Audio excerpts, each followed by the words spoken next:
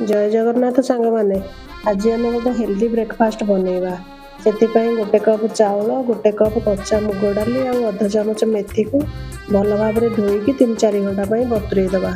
बतुरी गला से गोटे कप कोरा नड़िया 3-4टी लंका और खंडे अदा अध कप पानी देके ग्राइंडिंग करदबा। एबे से स्वाद अनुसार लुण और अध चामच खाइबा सोडा देके मिसईदबा। बैटर कंसिस्टेंसी एमती रहिबो। एबे 2-3 घंटा फर्मेसन होगा छाड़ीदबा।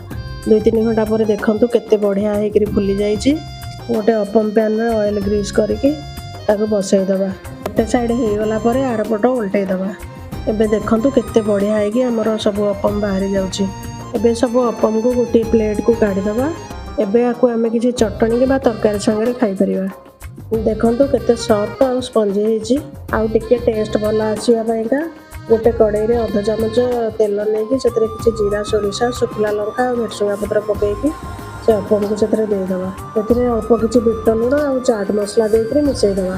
एबे चलतु ये मुग नड़ियार गरम गरम अपम को चटनी सागे खाइबा।